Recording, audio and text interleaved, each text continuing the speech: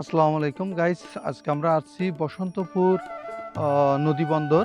এটি হচ্ছে বাংলাদেশের সর্বদক্ষিণে, অর্থাৎ কালীগঞ্জ, সাতক্ষীরা জেলার কালীগঞ্জ উপজেলার।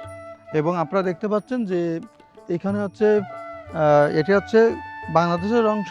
আর এই নদীর ওই পারে আছে হিঙ্গলগঞ্জ, অর্থাৎ ইন্ডিয়া, অর্থাৎ ভারতের হিঙ্গলগঞ্জ একটি, এটা পশ্চিমবঙ্গের হিঙ্গলগঞ্জ এটা। আর আমরা আসছি এটা হচ্ছে আমরা কালীগঞ্জ উপজেলার আপনার বসন্তপুর গ্রামে।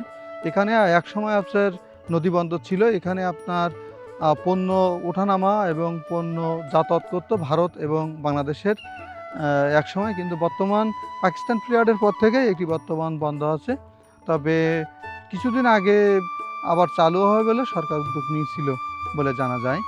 তবে এখানে দেখেন প্রচুর পরিমাণ মাছের নৌকা। এখানে আপনারা দেখতে পাচ্ছেন যে যে নৌকাগুলো আছে, ওই নৌকার সর্বশেষ ওই পারে হচ্ছে আপনার ভারত, এই সাইডে হচ্ছে আমাদের হচ্ছে বাংলাদেশ। এবং পতাকা দেখেন, ওই সাইডে যে নৌকাগুলো দেখছেন ইন্ডিয়ার ফ্ল্যাগ, আর আমাদের এই সাইডটা হচ্ছে আপনার বাংলাদেশের পতাকা আছে। আপনারা যারা এই সীমান্ত অঞ্চলে আসতে চান তাহলে কালীগঞ্জ উপজেলা আসলে এখানে একটা ইকো ড্রাইভ পার্কও আছে, পার্কটাও দেখতে পাবেন। এবং আপনার এই যে